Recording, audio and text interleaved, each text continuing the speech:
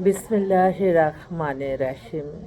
সকল প্রশংসা আল্লাহর, সকল ক্ষমতার মালিক আল্লাহ মহান। আসসালামু আলাইকুম আমার প্রাণ প্রিয় সকল আপনজন, কেমন আছেন?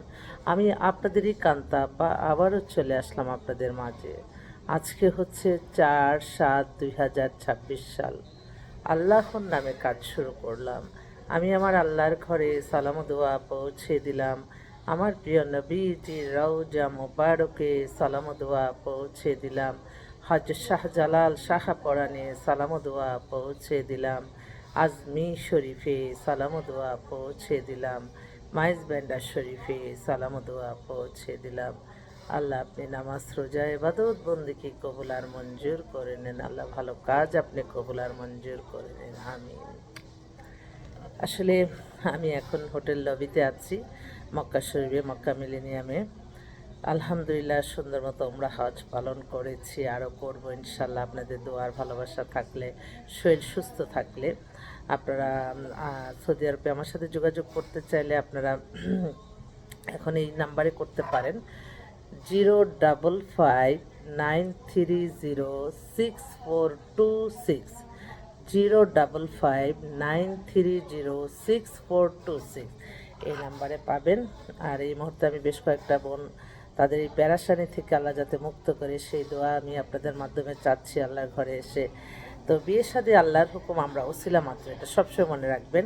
এবং আপনারা আমি আমি আপনাদেরকে এতটুকু বলতে পারি যে আমরা যখন যার কথা বলি, অন্তত আপনাদের ভালো যেটা সেটাই বলবো। আপনারা কখনো মনে করবেন না যে হয়তো উনি টাকা পয়সার জন্য এই ছেলেটার সাথে বিয়ে দিতে চাইতেছে, এই ধরনের চিন্তা কখনো করবেন না, আমার একটা অনুরোধ রইল।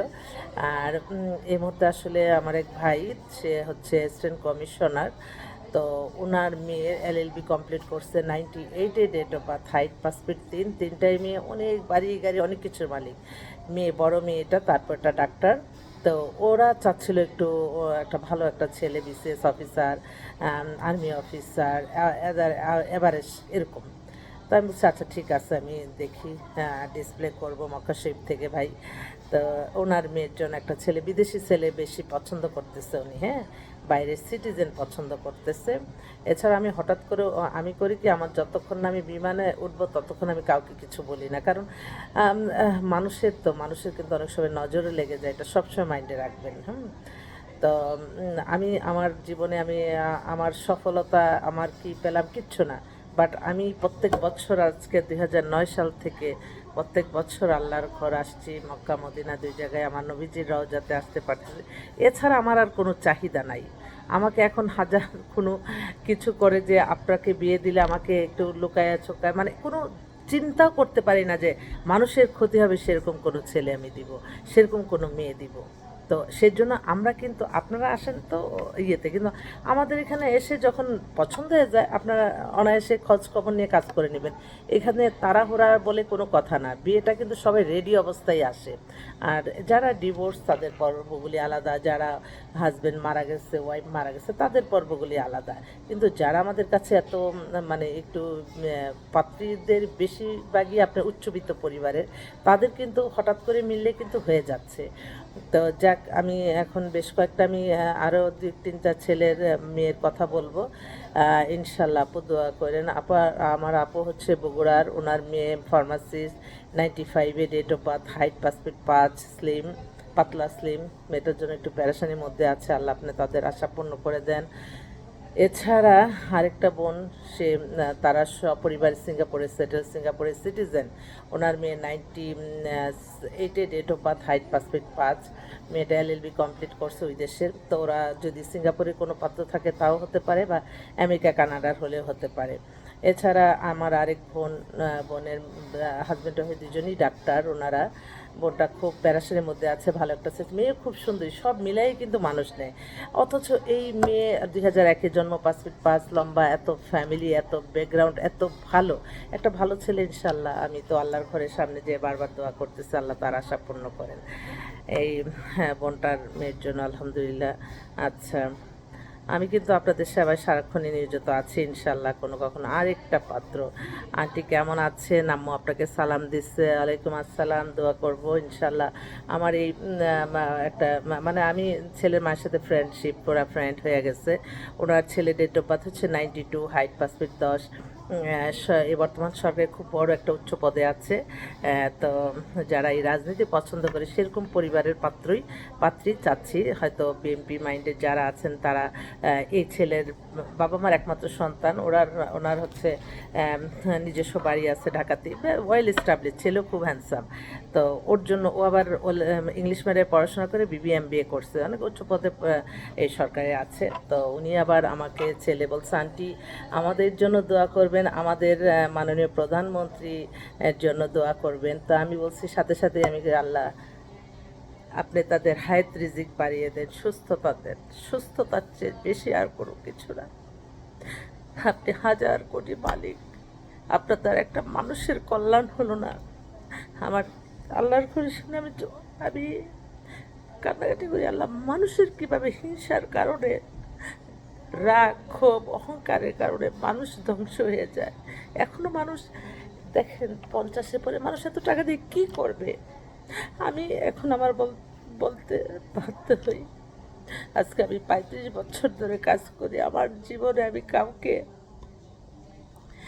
তাদের খরচ বাদে আমি ব্যবসা মুনাফিকি করি নাই, তাহলে আর আমাকে প্রতিদিন কান্নাকাটি করতে হতো না আমার আল্লাহর কাছে আসার জন্য। আল্লাহ এমন একজন মানুষকে দিয়ে দিছে যে তোমার এই মনের আশা সে পূর্ণ করবে। আল্লাহ তো সবসময় ফেরেশতার মাধ্যমে মানুষকে জানাই দেয়।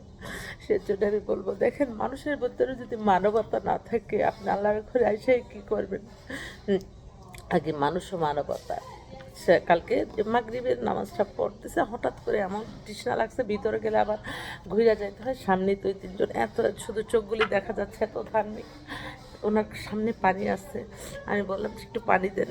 সে খাবো আর কি, ওরা কী ভাষায় যেন, ইজিপ্ট মনে হয়, কী ভাষায় যেন কথা বলতেছে। পানিটা সে বোতলটার মধ্যে 2টা বাচ্চা 2 সাইডে ওদেরকে খাওয়াইলে খায়, মানে এই পানিটা যাতে তাদের আর খাইতে না হয়।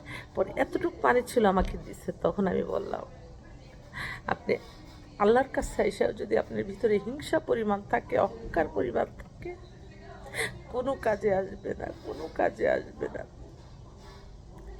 আমার আল্লাহর ঘরে এসে আমি সুস্থতা চেয়েছি এবং কোনো খারাপ মানুষের চোখে যাতে না পড়ে আল্লাহ সত্যের পথে তাকে জীবনযাপন পরিচালনা করার তৌফিক দান করেন।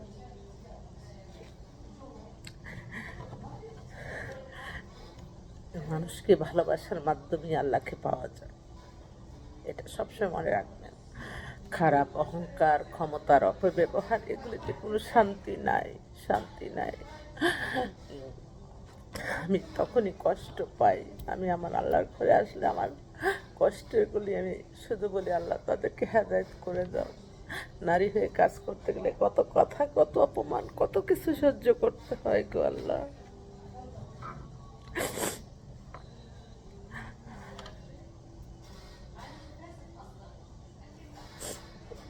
আল্লাহর ঘরে আমরা সে কত দূরে থেকে আমার আল্লাহকে ডাকি।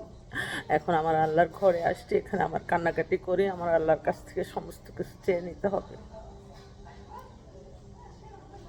যাওয়ার সময় রাখবে, আমি আমার আল্লাহর ঘরে যাবো, আল্লাহ আপনি আবার আমাকে কবে রাখবেন এখানে রিজিক, কখন রাখবেন রিজিক?